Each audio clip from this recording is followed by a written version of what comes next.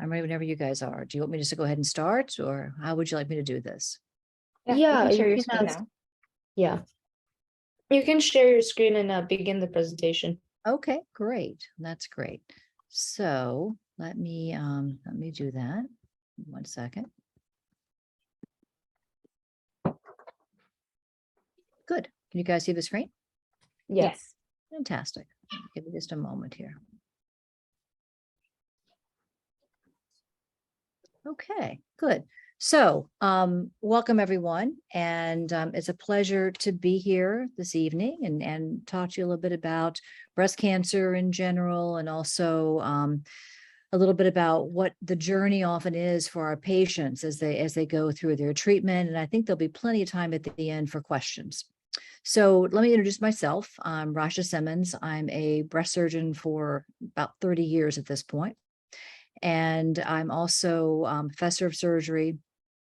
I am the Associate Dean of Diversity and the Director of the Office of Women. That's the other hat that I wear, and the Co-Director of Women Physicians at NYP. So at the end, if you have questions about this presentation, about breast cancer in general, about medical school, about life of a surgeon, life of a dean, I'd be happy to answer any of those questions for you.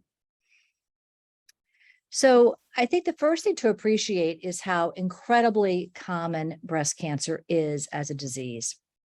And as you can see here, there is a little bit of difference as far as ethnic background, with the most common group developing breast cancer would be the non-Hispanic white, and the least common would be the Native American and Alaska Natives, but not a huge difference here. I mean, you can see it's about 13% overall and up to a 14% lifetime risk. So that means that about 1 in 8 women in their lifetime will develop breast cancer. So let's talk about a family. This could be any family. This could be my family, your family. And often breast cancer is a journey of a family through the diagnosis and the treatment and hopefully the cure for the patient. So in this family, we have in the middle, we have Anna in the pink sweater. And Anna is currently 65 years old, and she was diagnosed with breast cancer at the age of 50. And then we have her daughter here in the green sweater. This is Maria, and she's age 40, and her sister Sophia, who is age 38. So what would be the appropriate screening for someone like Maria? She's 40 years old, and she's wondering, should I be getting mammograms, other imaging? Should I be doing breast self-examinations? Well, the answer is yes, she should be. That breast self-exams are really something that women can start when they're even college age. There's no reason not to. Now, often women do actually find their own breast cancers. Now, if a young woman finds a mass in her breast, it most often is not a cancer, but it could certainly be a cyst or a benign tumor like a fibroadenoma. But there are things that you can find on examination even at a young age. Examinations also are important to be done by your physician, which could be your internist or your gynecologist. And then breast imaging, we'll talk about as far as the age that's appropriate to start the breast imaging. So let's look first at the age of breast cancer diagnosis. And you can see it's a bell curve. The most common years to develop breast cancer are in our 40s, our 50s, and our 60s. This bar in particular is really important to point out because, as you can see here, in the age 40 to 49, somewhere around 20% of our patients who had developed breast cancer are in that age group. And that is particularly important when we talk about mammograms. When is the right age to start mammograms? Well, I think pretty much everybody agrees that by age 50, you should be in mammograms once a year. But the question is, should we be doing them earlier? And I'm going to say yes, we should be. Because I showed you that bar a moment ago, 25% of our patients are diagnosed at the age of 40 to 50. And if we weren't getting mammograms in that age group, then we're really missing the opportunity for those women to have an early diagnosis and a cure from their breast cancer. So I say at age 40, every woman should be getting a mammogram. Now, sometimes we even get mammograms earlier than that. And typically that would be 10 years younger than your youngest first-degree relative developed breast cancer. So let's say your mother had breast cancer at 45. Well, then I would start mammograms on you at 35. Now, for Maria, it's the same age. Her mother's developed breast cancer at 50, and she's now 40. So either way, the right number for her is age 40, that she should start getting mammograms. So here's her mammogram. This is her baseline mammogram that you can see. And the what we're going to be showing you is this little dot here, this little white dot that you can see in the circle. And that's a mass that we see on a mammogram. A mammogram is an X-ray. And on an X-ray, dense tissue is white and less dense tissue is black. Cancers are typically very, very dense. They are typically white on a mammogram. Now, the age if someone has a mammogram often makes a difference as far as how well you can see these masses. Young women typically have more dense breasts. Therefore, it's harder to see a density and a background of dense breast tissue. Whereas as we get older, our breasts change and become more fatty or more black on a mammogram. And then these little lesions pop up much more easily. So, but still, we can see this here with her, this little mass. And so then we say, okay, well, we see that needs to have further workup. The next thing that we would do for her is what's called a compression mammogram, a spot compression. And the reason we do that is the following. Sometimes you'll have two pieces of normal tissue that just happen to be overlying each other. And because of that double amount of tissue, it causes more density and it looks like a mass. Whereas if you do a spot compression, you kind of squeeze out the breast tissue. And if that goes away, if the mass goes away, then it's not real. It was just two pieces of overlying tissue. But if it persists, then it's real and it actually is a mass. As you can see here on her spot compression, we do still see this mass here, which means that it is real and needs to have further evaluation. So the next step is an ultrasound.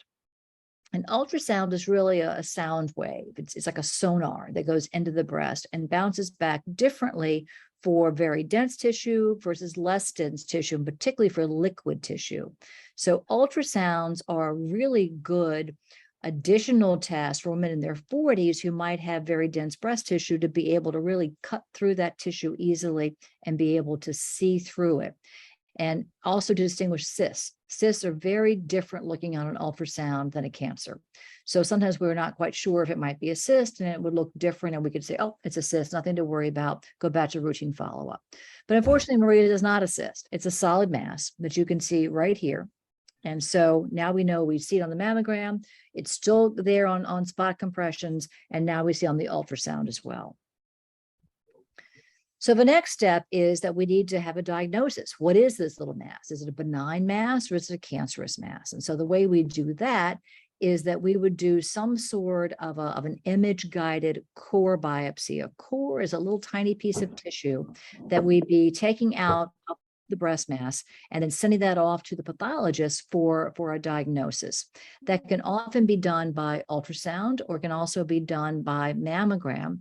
In her situation, since we could see it on the ultrasound, it's actually easier to do on ultrasound, easier and more comfortable for her. So that would be the preferred method to make her diagnosis. Now on the left, you can see a schematic of how this is done. This is the ultrasound probe. She'd be lying on her back on a table. And then with the ultrasound, you can guide this needle into the very spot where we saw the mass on the ultrasound and take a little piece of that tissue. Now here's the actual image. And what you can see here, this is the breast tissue. This is the mass. And this stripe right here is the needle, the metal of the needle going in to actually take the piece of tissue. Then what we do after a core biopsy is we put a little clip, a little staple, so to speak, in the mass itself. And you can see right there, that little piece of metal.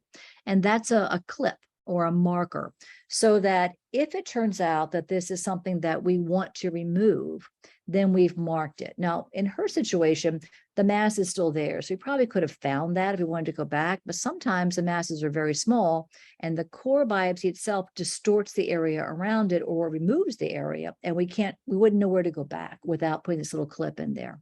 So it's important to put the clips in to mark the area of reference so that if we want to go back there, we can in the future. So then Maria waits a few days, she gets her pathology report back, and it does show that she has cancer. So then what are the options for her treatment? The next step would be to be seen at a breast center. So Maria is then seen at our breast center. This is our new building, our DHK building on York Avenue and 68th. It's a brand new state-of-the-art, beautiful building. And so she would be seen here by the breast team, and it is indeed a team. And it's not just breast surgery. That usually involves breast imaging to make the diagnosis, breast surgery, plastic surgery often is involved, medical oncology, and radiation oncology, genetic counseling, patient navigators who are typically nurses that would lead the patient through the process.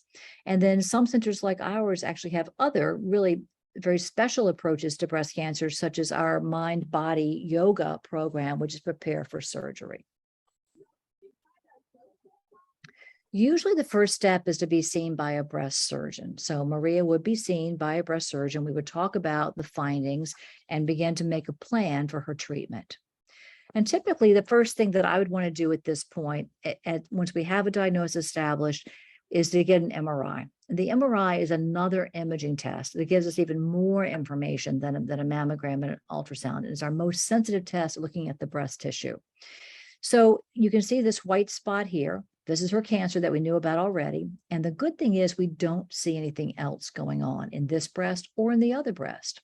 And also her lymph nodes look clean on the MRI. That's not the most accurate test, but it's certainly a step in the right direction. It's a good sign that her lymph nodes don't look involved on the MRI.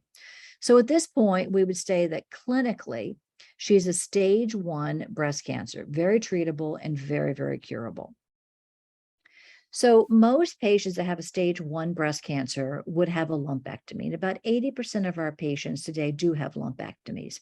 But it's important not just to remove the cancer. We also want to give her as optimal of a cosmetic approach as we possibly can. So the way I do it is something called a hidden scar technique. When I make the incisions, I make them either around the edge of the areola, that pink tan center of the breast, or in this fold called the inframammary fold, where we all have a natural wrinkle anyway, or up in the armpit, where we also tend to have wrinkles. And by putting the incision in one of those locations, it really beautifully hides the incision in most patients. And many patients can't even find the incision a year later. Now, we also talk about the fact that with lumpectomy, that is typically partnered with radiation treatment. And the way we give radiation is typically a very short course of radiation, anything from a 1-week to a 3-week course. Sometimes we can give what's called partial breast, which means radiating just the area that has the cancer, not all the other healthy tissue that's not involved with the cancer. Another thing that we do that's a little unique is instead of lying on your back for the radiation, our patients lie on their stomach for the radiation. And there's a hole in the table, and her breast would actually go through this hole in the table. And the good thing about that is the breast sort of falls away from the body just by gravity. And then as you can see here, when we would focus the beams of radiation, we can avoid the heart and the lungs. So that really is a huge benefit to the patients to not be injuring other parts of the body by treating the breast cancer. Another question that Maria has is, should she have genetic testing? Now, I'm sure many of you have heard about the breast cancer genes.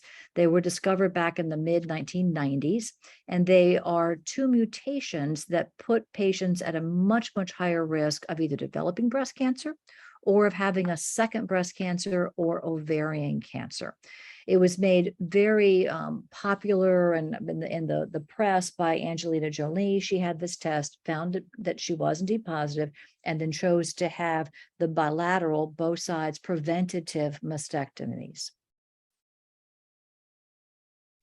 So what is the BRCA gene? How does that work, and why is that important? Well, we all inherit genes from our mother and from our father. So we have 2 sets of genes.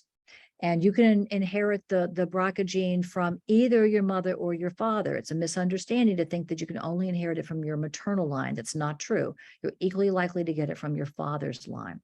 And what happens is having both of these, they're basically a break in as far as the development of a cancer. And if you are missing one of them, then you don't have the two sets of breaks. You only have a one break. And so what that can do, it's almost like a typo in the genetic line, and it causes the gene to be dysfunctional and much, much more likely to actually develop a breast cancer. And what that means is in women who are BRCA1 or BRCA2, they have a very high risk of developing breast cancer in their lifetime, even up to an 87, 90% chance of developing breast cancer. And they also have a 65% chance of developing a second breast cancer. And they have a 40% chance of developing ovarian cancer. So they really are at a much higher risk of breast and ovarian cancer than the average population. But it also affects men as too. Men that have the BRCA mutations are at a much higher risk of developing male breast cancer, as well as other cancers like prostate and colon cancer. We used to say that we would only do genetic testing on women that had very specific criteria. They had to have strong family histories, they had to be young, they had to have family histories of male breast cancer or ovarian cancer, be of Ashkenazi Jewish ancestry. All these things that were rules where we thought the patient would be much more likely to have a mutation. And we found was that actually patients that have none of this, none of these criteria, still 10% of them end up having a mutation. So the rules have changed now. Those are the old rules. The new rules are any patient with breast cancer should be offered the option of genetic testing. So we do offer this to Maria. And sure enough, her blood test comes back showing that she is a BRCA2 mutation patient. So this means that she has not just this breast cancer, but now she has a very high lifetime risk of developing a second breast cancer and a 40% chance of developing ovarian cancer. We also tell her that her family should be offered what's called cascade testing. That means testing the first degree relatives of known mutation carriers. And those first degree relatives have about a 50% chance of having the same mutation as Maria has.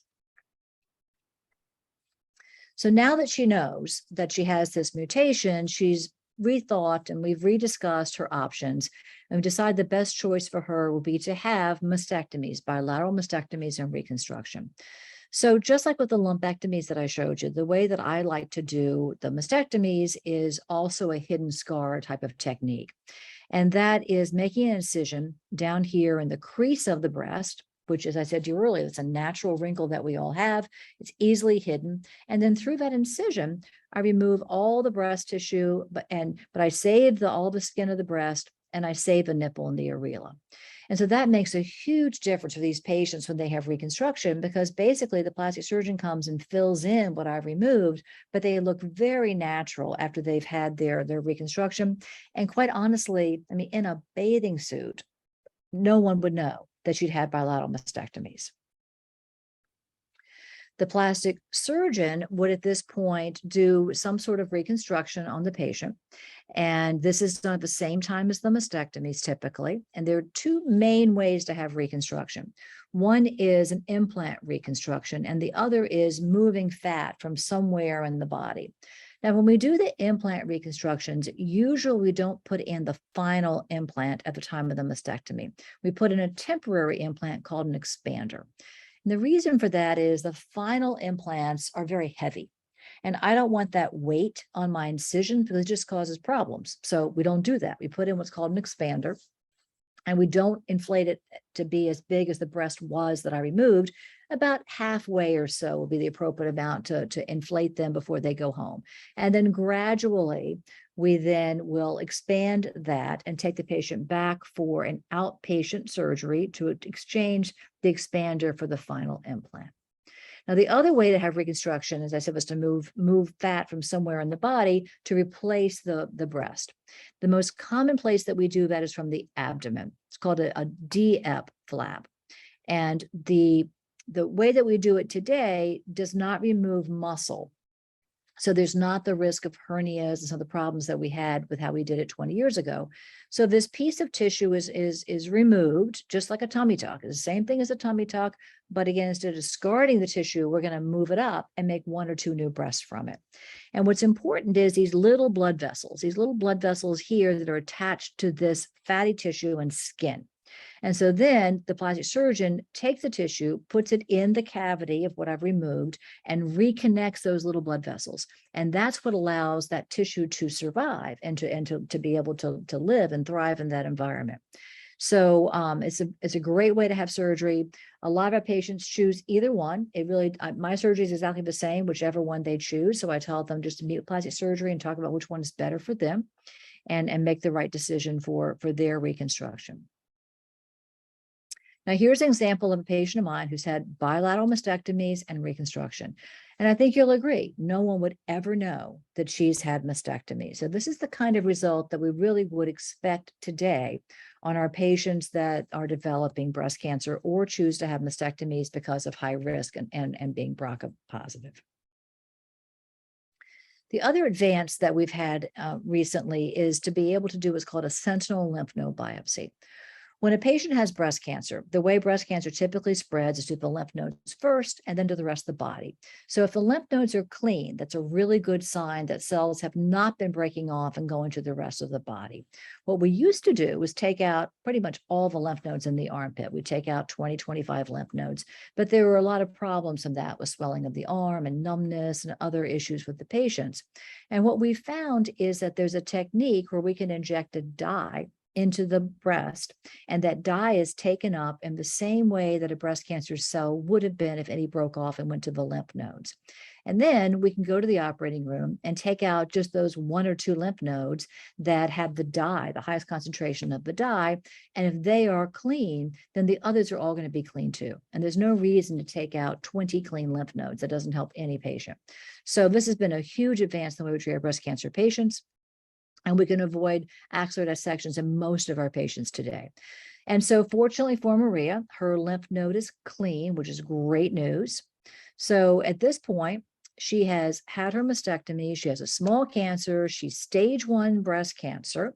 And we would say, well, this is great. So does she need to have any additional medical treatment? She doesn't need radiation because she's had a mastectomy at this point, but does she need medical treatment like chemotherapy or like the anti-estrogens? Well, on her cancer cells themselves, there are several markers that we look for. One of which is a marker called HER2. HER2 tells us if her cancer cells will respond well to medications in the family of Herceptin. And it's a chemotherapy type of drug. Well, her HER2 marker is actually negative. So great. That means that we don't need to even consider the chemotherapies of Herceptin and those family of medication. The other markers we look at are the ER and the PR, the estrogen receptor and the progesterone receptor. And so with her, they were both positives. That's a good thing because that means that she would actually be a good candidate to take medications like tamoxifen. So far it's sounding like, oh, this is good. Maybe she doesn't need chemotherapy, but there's one more test that we haven't done. And that test is the oncotype. And the oncotype is a completely different test that's done on the tumor cells, and it gives her a score. And the score is either low, intermediate, or high. And if the score is low, then there's not going to be an advantage of her taking chemotherapy. And if it's high, then there is a survival advantage of her having chemotherapy. And unfortunately for her, her score is high. So that's telling us that we really are going to recommend chemotherapy for her. And of course, her fear is, am I going to lose my hair with chemotherapy? And the answer to that is, you may not, because there, first of all, are medications where you don't lose your hair. But secondarily, there's something that we can offer patients now called a cold cap. And here's our beautiful new infusion center. And here's a woman who's having a cold cap during her treatment. It's like a shower cap that you put on that keeps the scalp cold during the chemotherapy infusion. And it's been a remarkable advance for patients in not having hair loss. As you can see here, 2 patients. On left side is before, right side is after chemotherapy, and they've really had very minimal hair loss, which is a huge advantage for these patients and a way they can maintain their dignity and not losing their hair. Now, the most important question is, well, what is Maria's chance of lifelong survival? And the good news for her is she has a localized breast cancer. It's a stage 1 breast cancer. She's had appropriate surgical treatment. She's had her chemotherapy. And her survival rate for 5 years is 99%. Nothing in medicine is 0 or 100%. So 99 is pretty darn good when it comes to survival. And this is great to see this. Now, what I'd like to point out is as breast cancer is more advanced, if it's gone to the lymph nodes or if it's gone to the rest of the body, then that survival begins to start decreasing, which is why it's so important for women to have the screening and the early detection, because it does make a huge difference as far as her chance of lifelong survival. So what if Maria's younger sister or her daughter developed breast cancer? What's the future of breast cancer treatment? Well, the first thing that is already beginning to happen and will only be rapidly unfolding as something that we'll be seeing more in the future is that we're going to have computers with artificial intelligence reading screening mammograms. They're better than us. The computers do an amazing job at screening. We're already doing that with Pap tests. The Pap test slides are already screened by computers. And this is a perfect opportunity to have the computers do the screening and be able to find things that would then, of course, be evaluated by a radiologist and worked up appropriately. We may also be able to take those mutations like the BRCA mutations. Maybe we can eliminate those in some way, eliminate them as far as CRISPR or some other kind of technology where we'd be able to change those mutations and have the patient not have that really high risk in developing breast cancer in the future. Our drugs are getting better and better as far as potential prevention drugs, but we've also got incredibly good drugs for treating breast cancer. In particular, the one I mentioned before, the Herceptin drugs and that family. If someone has a HER2 positive cancer, and we give them those medications prior to surgery, typically, that in about 60% of the patients, when we go in and do surgery, there's no cancer left. The cancer has completely melted away. So, I mean, that's incredible. Now, the next step, of course, is being able to say, well, did that patient really need surgery? Well, probably not. But how can we identify which are those patients that don't have residual cancer versus those that do? That's the next really important step, is being able to predict who's had that complete response, and they don't even need to have surgery, which would be fantastic. There are other ways that we're looking at not doing surgery in the future. One of my areas of research is a cryoablation, which you can see here. It's a schematic of this. It's basically using ultrasound to introduce a very small little needle, and the end of the needle gets very cold and creates an ice ball, an ice cube at the end of it, and that ice ball destroys the breast cancer. We've done several trials that have shown it is successful in highly selected patients, and we're about to embark on several more trials looking at that as well. So that may be the way that breast cancers are treated in the future as well, a non-surgical approach. So I think there's a lot of very exciting technology and advances that are coming forward in how we diagnose and treat breast cancer. And I think that it will only be better 5 years, 10 years, 20 years from now for our patients going forward. So I'm going to stop sharing my screen, and I would be delighted to answer any questions that you have about breast cancer, about the presentation, about surgery, about being a dean, any of those things, medical school, any of those things. Do you want to, I can do chat, but I think it's a relatively small group. Should we just have people raise their hands? Is that better? How would you prefer to do it, Mia? Yeah, I think we can do chat or raise hands. If people prefer to type it in the chat, then I can read them out loud. Or if people want to speak, you can raise your hand and speak. But yeah, I have a question. You were just talking about the research that you were doing about using ice balls to destroy cancer cells. Can you talk more about how that works? Sure. So it's called cryoablation. And we started this, oh gosh, I don't know, probably maybe 15 years ago, maybe a little longer. And we started out with fibroadenomas. But fibroadenomas are a benign tumor that are very common in women, especially young women, actually. So we started looking at it in fibroadenomas, and we found that it worked really well. It destroyed the fibroadenomas. And then we were thinking, well, are we going to see a lot of, just as it absorbs, as that tissue absorbs after the cryoablation, are we going to see a lot of distortion on the imaging? Would it be confusing if we use that in cancers to be able to follow them and make sure that they're not having a recurrence.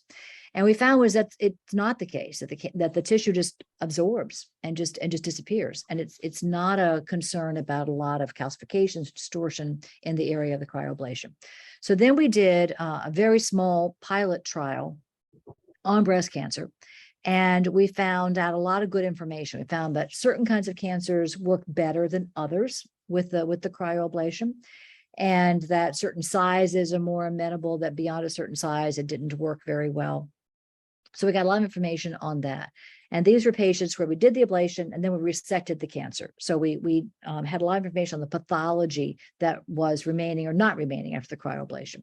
Then we did a bigger trial of about 100 patients where we did the cryoablation on those patients and did a resection. And that was kind of the landmark trial that I did. It was a national trial with the NCI. And we got very good success on those patients. And then we did another trial where we left the cancer in. So we ablated the cancer and we left it in. And now we're following those patients. And we have 3-year data on those patients with a very, very low, quite acceptable recurrence rate. So we're optimistic that our 5-year recurrence rate will be pretty equal to a surgical lumpectomy. And I was just before this meeting, I was on the phone with a surgical device company who makes cryoablation equipment, and we're talking about launching another trial looking at this. So we're actively looking at accruing patients into these various trials of cryoablation, but they're very, very selective patients that we're allowing to participate in that research.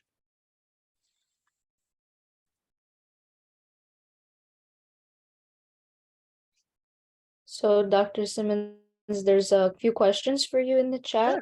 Sure. You see the chat, right? I can see the chat. Let's see. Let me roll back up here. Let's see. How do I manage the stress in my work and medical school? Oh, do you want me just to read them, or do you want to read them to me? I'll read them. Laureate's to you. laughing. The stress of my life. Laureate knows the stress of my life. Laureate keeps me sane. And I can only, even though I can virtually be in 4 places at one time, I can only physically be in 1 place at one time. And she makes that happen. So, Not only that, but when you were going to getting your MBA, oh, this is true. oh, And I have a son, and my husband's a surgeon. And I used to have a big dog, but oh my goodness. So, Well, Dr. you make it work. I tell you, how I make it work. You make it work because you have really good people that work with you, and it's the team. And if you pick the right team, and you work well with your team, then that makes a huge difference. It's not me in a vacuum. It's the team, and Laureate's part of the team. she's a pleasure to work for and with. I can't see myself with anyone else. She's a pleasure, a pleasure. And I'm not just saying it because she's there. Let's see. Have you done global surgery? I have not done, I mean, like international surgery, I have not. I think that some of these technologies would be really good for underserved areas. In particular, the AI assisted mammogram reading would be amazing because it's a computer that could read a mammogram from anywhere in the world. So you don't have to have a radiologist close by to read the mammogram. And I think that would be a real benefit to a lot of patients. The cryoablation also, that's something that might be something that could be offered to underserved areas in the world as well.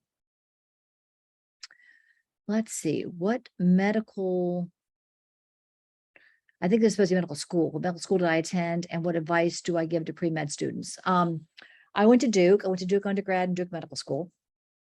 And I would say, as far as advice for medical pre-med students, I would say just make sure it's what you want to do, and because it's a tough road to do medicine. It's a big time commitment, and as far as your hours of the day, but also the years of your life that you put into this.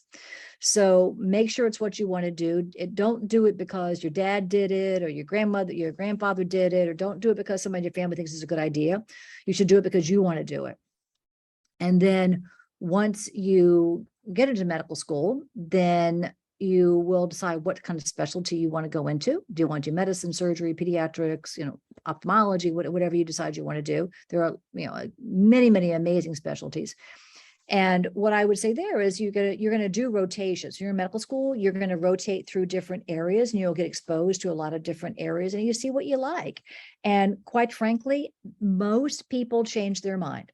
They go into medical school thinking they're gonna do this and they end up doing something completely different. And that's perfectly okay. So you need to just decide what it is that you like and what it is you want to get up every day and do for the next 40 years. So just be open-minded and don't decide now that you want to be a, whatever. I thought for sure I wanted to be a pediatric cardiovascular surgeon. I was convinced it's what I wanted to do. And now I'm in breast surgery. So you see, it really, you can change and you should change if it's the right thing to do. Be open-minded. Let's see. Is breast reconstruction important after lumpectomy? Sometimes it is. It depends upon how much tissue you're taking in relative to the size of the breast. There's not a cutoff of a certain size where I won't do a lumpectomy. It's more relative to the size of the breast. In some smaller breasted women, you cannot do much of a lumpectomy at all without distortion. Whereas in some women that have larger breasts, you can do a huge lumpectomy and it looks great, like you were never there. So it would just depend upon the ratio of the breast tissue to the breast. And there are things that we can do. We can do sometimes what's called a reduction lumpectomy. So what that means is if a patient has a very large breast and they want a reduction anyway, then we can do that. And then we would typically do an opposite side reduction as well. So it should be balanced and matched. But that's one of the ways that we can do reconstruction, so to speak, with lumpectomies. Is it possible? Oh, I think I'm skipping one here. Let's see. Lower her chance of getting breast cancer. Well, the answer, unfortunately, is not really, because you don't choose your parents. That's the most important thing, is your genetics. And then there's not a lot that we can do to prevent breast cancer. There are, any doctor's going to tell you to live a healthy lifestyle, but there doesn't appear to be any major association with lifestyle and breast cancer. So what's important is screening. There are a couple of medications that are anti-estrogen medications that do lower your risk to some extent, but they've got a lot of side effects. And it's the rare patient that I would have that would choose to go on those medications without a diagnosis of cancer. So basically the answer is you can't do much to prevent it at this point, maybe later, but not at this point. And that the best option is screening and early detection. There was a hand raised. I think it was Bora. Is that the right name? I'm not sure who would unmute you to ask your question, but there was someone with a hand raised. Hello. Yes. Hear me? I can. Beautiful. So I was the one who asked the question that you were just answering. I've read a lot of articles basically stating that wearing a bra actually increases your risks of getting breast cancer, but I'm not totally sure the two things are actually. It doesn't, right? Does not. Okay. All right. Good to know. Thank Or you. is deodorant or those things. None of those things do. No. None of those things do? None of those Okay. things do. Wonderful. Thank you. Sure. Is it possible to feel a lump at stage 1? Sometimes. It depends upon, again, how big the breast is and how close to the skin it is. So sometimes patients actually do find these little bitty breast cancer. If they're very superficial, then they can feel them sometimes. It depends on where it is in the breast and how big the breast is. On average, how long does a mastectomy last? It depends upon the reconstruction. My part of the surgery, my mastectomies are about an hour or so. And then if it's an implant or tissue expander reconstruction, about the same. So maybe 2 hours if you're doing both sides, 4 hours. The belly fat is a whole day surgery. So that's about an 8-hour surgery. And it's the same for 1 versus 2. And the next question was can a cyst evolve into a cancer? Not really. I mean, that would be very, very rare. There are some intracystic cancers, but those are really pretty rare. And if we see a cyst that's a very straightforward, simple cyst, those aren't the ones that are going to have intracystic cancers. The ones that could be intracystic cancers are ones that have a lot of debris and sort of solid pieces inside of it. Those are the ones that we get concerned could be an intracystic cancer. But again, if you're told you have a cyst and it's just a simple cyst, and if you aspirate and it goes away and it's just clear fluid, then we're not worried about that at all. Breast self-examinations, what are you looking for? Well, you're looking for a mass, of course. You're also looking for changes in the skin. You're looking for, especially like redness of the skin, often just as an infection or something else, but can be a sign of breast cancer. Nipple discharge, so especially bloody nipple discharge can be a cancer. It usually is benign, but it can also be a cancer. Any kind of sort of puckering of the skin or the nipple can be the sign of a breast cancer as well. What is often usually not the sign of a breast cancer is breast pain. And patients often think because they have breast pain, they have cancer. And it's actually the opposite. Breast cancer almost never hurts. So something as tender is more likely not to be a cancer than to be a cancer. Are there possible increase of risk in COVID-19 and breast cancer? No, there are not. That has nothing to do with breast cancer. So what we did find, though, was that we weren't able to get mammograms for quite a period, I mean, almost a year in the height of COVID.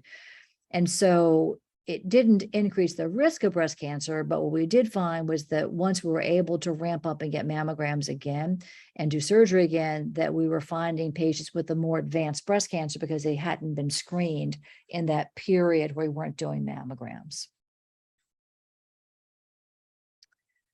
I read an article that mentioned nipple discharge in someone who's not pregnant is a sign of breast cancer, right? That's what I was just saying. It can be.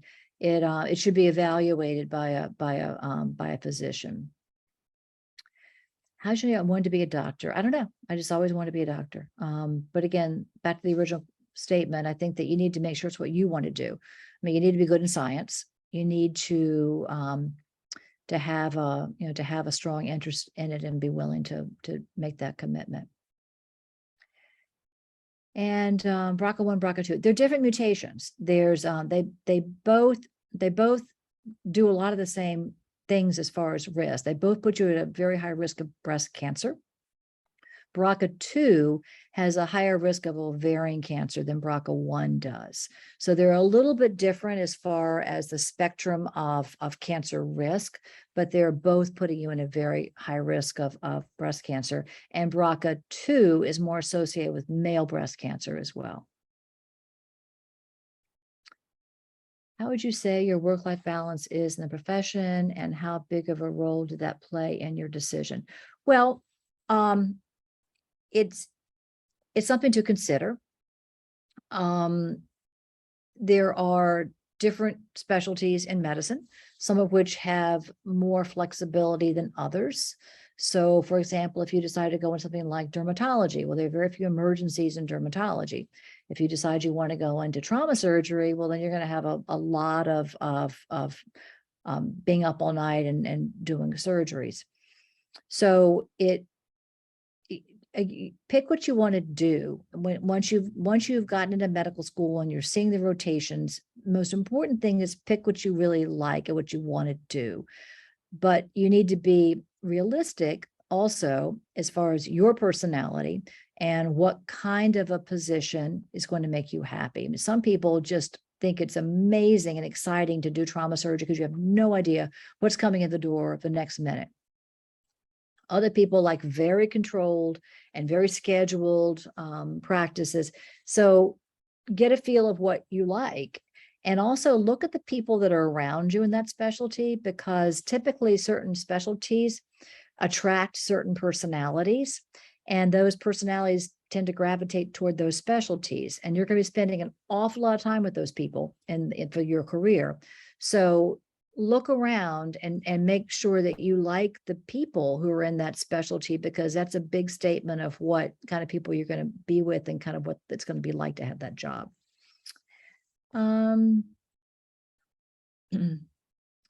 They mentioned about ages for mammograms, consequences of getting a mammogram earlier. Well, the issue about early mammograms, for example, getting a mammogram at 25 or something, you're just not going to see very much because the breast tissue is so dense that it's very difficult to see much with a mammogram at age 25. So, and as well as the risk of breast cancer is pretty low at that point. So we don't generally recommend mammograms at that age unless someone, if we knew they were BRCA positive and their sister had breast cancer at 30, well, then we might, but that's not the typical patient. We typically recommend in the 40s or at the earliest, typically in their 30s if they have a strong family history of breast cancer. What's the treatment plan for someone who has breast cancer that's spread into the body? So that's when we wouldn't do surgery on those patients. Those would be patients who'd be treated by the medical oncologist, and the medical oncologist would be giving them medications to keep the cancer at bay. Sometimes we would give radiation, also not to the breast, but to certain spots. For example, if somebody has breast cancer that's spread to the bones and that may be very painful in that area, we can give a very localized radiation to that spot and eliminate the breast cancer and limit their pain in that area. So we're typically, we don't really use so much the word cure when someone has spread to the rest of their body, but there can be maintenance. There can be maintenance of health for those patients. And some of those patients can live for decades with metastatic disease. It depends upon the individuals, depends upon the kind of spread and the drugs that would be appropriate to treat them. But it would not be surgery at that point. What are the different stages of breast cancer? So the stages are determined by three things. T, which is tumor size, N, which is the nodal status, and then M, metastasis, spread to the rest of the body or not. So it's the TNM system that determined the stage 1, stage 2, stage 3, and stage 4. Stage 4 are patients who've had it that spread to the rest of the body. Stage 3 is that it's either it's localized, either a larger tumor or spread to the lymph nodes. A stage 2 is still in the breast, or may have like one lymph node that's positive, but are still very controlled within that area. And then a stage 1 would be clean lymph nodes, small, and a small tumor. Let's see. Are there pre-med students that can shadow at Cornell? Yes, there are, although I will say that recently that's been put on hold because of COVID. So I don't know what the status is. I think the status right now is no, but that could be opening up in the near future. It's just not available right now because of COVID and trying to minimize the number of people in the clinical space. Is it common to have patients refuse surgery for financial reasons? Not really, because I think we take most insurances, and so I don't think that's really been a problem. And when I see patients, I don't even know what kind of insurance they have, so I just treat them. So I don't think that's been a problem. Unless the hospital doesn't take the insurance, and that wouldn't be for financial reasons. They would just go to a different hospital. Sometimes the hospitals don't take certain insurances, but other hospitals do take them, so they might have to go to a different hospital because of the insurance coverage that they have. Prominent factors to increase the risk. Well, I come over that. It's not a lot, honestly. I mean, theory that, the whole breastfeeding thing, I think, is really overrated. Not breastfeeding does not put you at that high of a risk of breast cancer.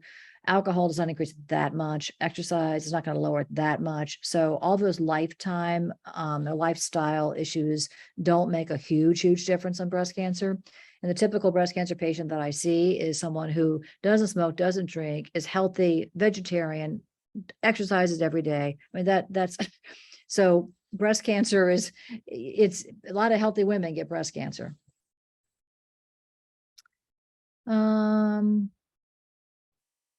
Yes, the lymph nodes. So what we do with the lymph nodes is, I call it a dye, but it's actually not a dye. I used to use a true blue dye. I've stopped using that. I use now it's really an isotope. And an isotope is a safe radioactive molecule that's injected into the skin of the breast. and then it's taken up by the lymphatic system into the lymph nodes. And then I have a device in the operating room that makes a noise when I get near the lymph nodes that have the highest concentration of that isotope. We call them hot.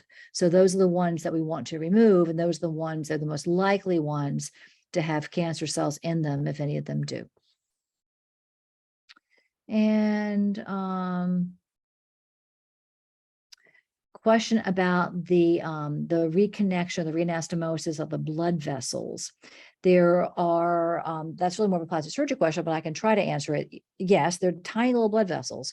Bigger the better, that if you can get good ones. And then you connect them. There's very consistently available blood vessels on the side of your breastbone and the internal mammary chain there, or the internal mammary vessels. And there, you have to cut a little piece of rib out to get to that space during the surgery. And then they use microscopes and the tiniest sutures thinner than your hair and suture those together. And it's a very tedious surgery, but that it works well on most patients. There's sometimes that we wouldn't offer a patient that kind of surgery. And typically if somebody has already had abdominal surgery, a lot of incisions, then we're worried about the blood supply. If someone's had liposuction of the abdomen, not going to happen because the blood supply is probably going to be disrupted. Or smokers are a big problem, because smokers, the blood vessels are typically not very healthy, and those tiny little blood vessels might clot up, and then the flap would die. So there are certain criteria that we would say probably not a good candidate to have that kind of a surgery. And let's see, what else do we have here? The oncotype's based on about 70 different factors that are all put together in a computerized algorithm, and it generates this score. And it's been validated on many studies in the oncology literature, and it just gives us us being medical oncologists, more information as far as categorizing the patients by risk and making recommendations as far as their getting chemotherapy or not.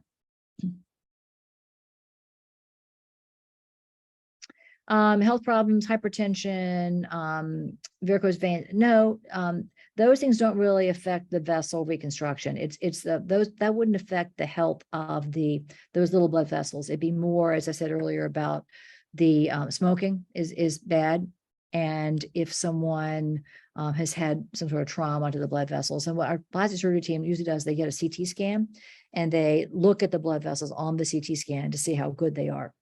If they're not good enough, then they would say you're not a candidate for the surgery. Then they would just do the implants. What personality do plastic surgeons tend to have? Well, my husband's one, so let's see. What can I say about that? There's a wide variety of people, but I think that it's a great specialty to go into, and it's something that. And there's different kinds of plastic surgeons too. There's those that do only cosmetic surgery. There are those that do reconstructive surgery, cleft lips, head and neck, hand. There's a whole lot of different kinds of plastic surgery as well. It's a great field, and it's something that you might want to look at as a career option. Okay, I think that was all the questions I got through at the chat. And it's 2 minutes till 7. Any other questions? Any last minute questions? Sorry, I have one more question. Hold on. Oh. Sorry, I noticed that you have an MBA in your degree. Is there a particular reason you got that, and how has that helped your career? Yeah, I did it fairly recently. I did it, what, Laureate? Like I finished it in 2020. So I guess I started it in 2018. 18. Yeah. And so I don't know. You don't get a whole lot of business acumen in medical school, at least when I went through medical school years and years ago. I think that may be better now. I felt like, perhaps in not as much my clinical practice, but in my other role, my dean's role, I felt like it might be helpful to me. I think it has been. I mean, I think it helped me design some studies that I did. We did a salary equity study by gender within the institution for our faculty. And I think the way that I designed that study was probably helped by having had the background of the MBA and being able to, think about it from a statistical and a financial standpoint. So that's why I did it. Okay, thank you. And I see Bora has her hand raised. Bora, you can unmute. Beautiful. So I noticed earlier in the meeting that it was going to be recorded. I wonder if we the people who participated would be able to actually have access to that. Like, can we watch it, or would that be possible? Yeah, the recordings are going to be posted on our YouTube channel, so you can see it there. Mia, is it possible that you can send me a copy of the recording as well, so then we can put it and make it available on our website? Yes, of course, I can send it to you. Thank you so And much. if you could just please write down the YouTube the account that you guys have, so where can we find it? Yeah, we're going to send an email about that. Beautiful. Thank you very much. Thank you. Thank you. Thank you. You're welcome. To add on to what Mia was saying with the email, we'll also be sending out a quiz based on this presentation tomorrow, so you guys can it'll be due 3 days after, but there will be more details, so just look out for that on the pre-health listserv.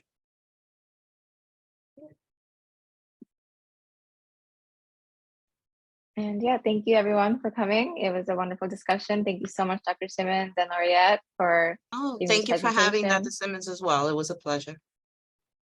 Dr. Simmons, you're amazing. I'm just blown away. Like the surgery picture that you showed post-surgery, it looks like she had nothing done. Yeah. It's amazing. It's a wonderful option for patients. It really No, is. you can. She Yeah. Okay. Good. Well, I see Okay. people are leaving. Yeah. Thanks for coming for everyone as well. All right. Thanks, everybody. Have a good evening. You too. Bye. Bye-bye. Bye.